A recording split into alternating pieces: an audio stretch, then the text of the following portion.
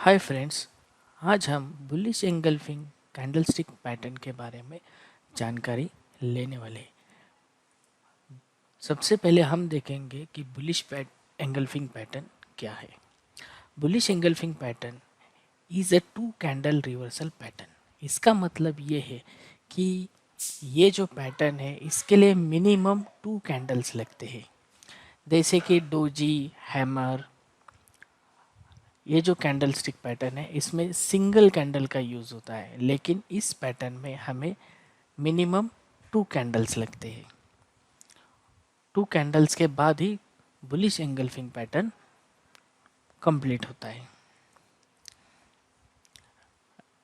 अब इसका second point यह है कि the second candle completely angles the real body of first candle. इसका मतलब ये है कि जो फर्स्ट कैंडल है उसकी जो बॉडी है वो सेकंड कैंडल जो कि अपनी बुलिश कैंडल है उससे कम होती है।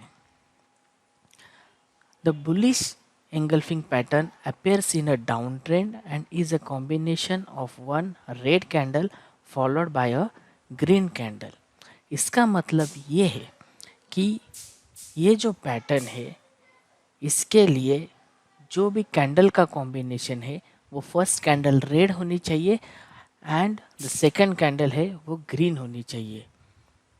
यानी कि अगर दो कैंडल्स रेड कलर के हैं या दो कैंडल्स ग्रीन कलर के हैं तो ये कैंडल पैटर्न वैलिड नहीं है।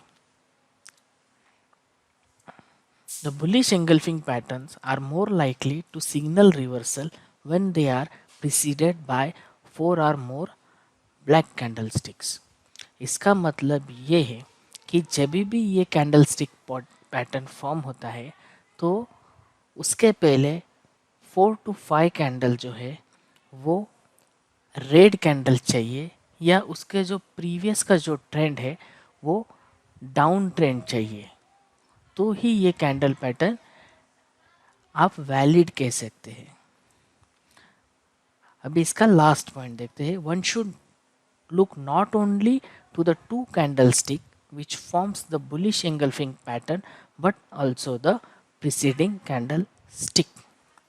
जैसे कि फोर्थ पॉइंट में डिस्कस किया है कि जब भी ये दो कैंडलस्टिक पैटर्न फॉर्म होते हैं हमें प्रीसीडिंग डाउन ट्रेंड है कि नहीं वो सबसे पहले कंफर्म करना है, उसी के बाद ही अपनी ट्रेडिंग स्ट्रेटेजी लगानी है या यूज़ करनी है।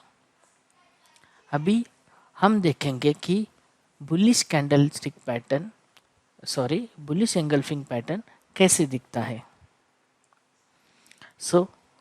यह है एग्जाम्पल नंबर 1। इसमें आप देख सकते हैं कि फर्स्ट कैंडल जो है उसकी जो बॉडी है वो जो कि सेकंड कैंडल है ग्रीन कैंडल उससे छोटी है।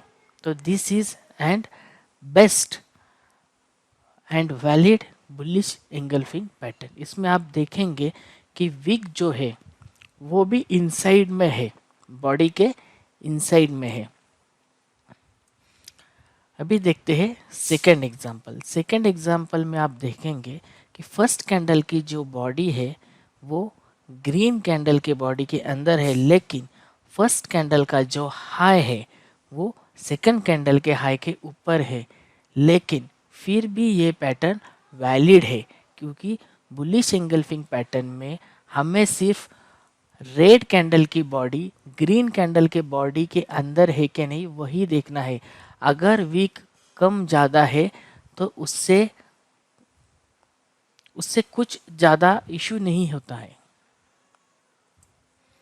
और यह है एग्जाम्पल नंबर 3। इस एग्जाम्पल में आप देखेंगे कि ग्रीन कैंडल का हाई और लो जो कि रेड कैंडल के हाई और लो से ज़्यादा है, लेकिन जो ग्रीन कैंडल की जो बॉडी है वो रेड कैंडल के बॉडी से कम है, इसीलिए ये वैलिड बुलिश एंगल्फिंग पैटर्न नहीं है।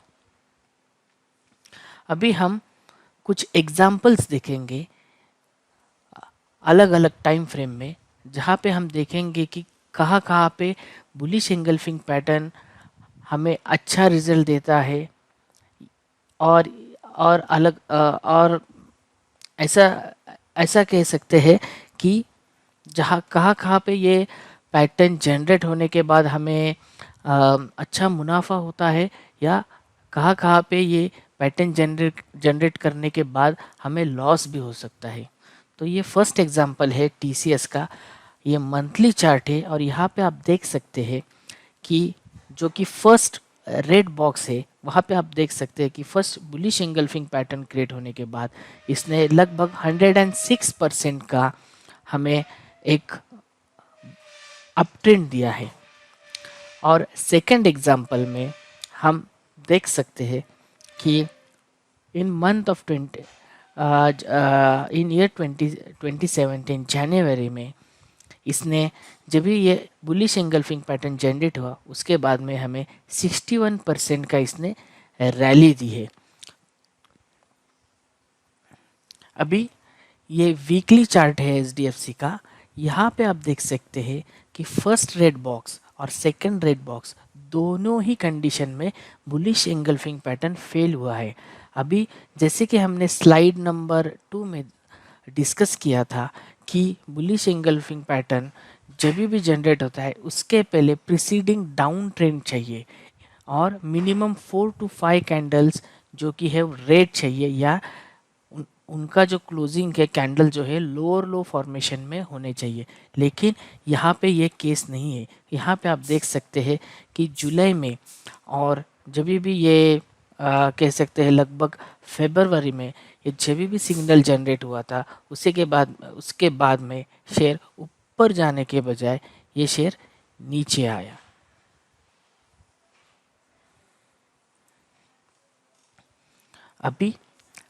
अभी ये नेक्स्ट एग्जांपल है जो कि ऑन डेली चार्ट है। यहाँ पे आप देख सकते हैं कि जनवरी में 2020 के जनवरी में भारतीय एयरटेल में हमें एक बुलिश एंगल्फिंग पैटर्न जनरेट हुआ, और उसके बाद में यहाँ पे इसने एक लगभग 13% का एक हमें अप ट्रेंड दिया है। अभी ये एक और एग्जांपल है रिलायंस का ऑन आवरली चार्ट, और यहाँ पे भी 19 मार्च को इसने आवरली चार्ट में हमें बुलिश एंगल्फिंग पैटर्न जनरेट हुआ था। लेकिन उसके पहले का अगर आप ट्रेंड देखेंगे तो ये लगभग 13 मार्च से ये हर रोज लोअर लो फॉर्मेशन फॉर्म कर रहा था। उसके बाद में उसने एक बुलिश एंगल्फिंग पैटर्न दिया, और उसके बाद में उसने लगभग एक 8 to 9% का इसने अप ट्रेंड दिया है। अभी ये लास्ट पैटर्न है आईसीआईसी बैंक का ऑन 30 मिनट चार्ट। यहाँ पे भी आप देख सकते हैं कि 7 अप्रैल को इसने बुलिश एंगल्फिंग पैटर्न जनरेट किया था, और उसके पहले आप देख सकते हैं कि प्रीवियस 3 कैंडल जो है उसने लोअर लो फॉर्मेशन दिया था, यानी एक गैप अप होने के बाद 3 कैंडल्स उसने लोअर लो फॉर्मेशन दिए थे। उसके बाद में बुलिश एंगल्फिंग पैटर्न जनरेट हुआ, और उसके बाद में शेयर ने बहुत ही अच्छी रैली दी है। अभी वीडियो ख़त्म करने के पहले मैं आपको 2-3 इम्पोर्टेंट पॉइंट्स बताना चाहता हूँ। अगर आपको स्विंग ट्रेडिंग करना है तो आप आवरली और 30 मिनट चार्ट पे बुलिश एंगल्फिंग पैटर्न को सर्च कीजिए। ये आपको अच्छा रिजल्ट देगा स्विंग ट्रेडिंग करने के लिए, जिसमें आप 1 दिन से लेके 5 दिन का ट्रेंड अगर आपको कैच करना है तो आप आवरली और 30 मिनट चार्ट देखिए।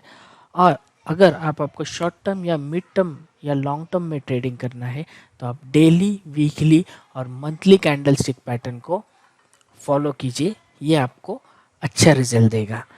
अभी बुलिश एंगल्फिंग पैटर्न में एंट्री और एग्जिट के बारे में हम इस वीडियो में डिस्कस नहीं करेंगे। इसके लिए हम एक नया वीडियो बनाएंगे, उसमें हम डिस्कस करेंगे। Thank you.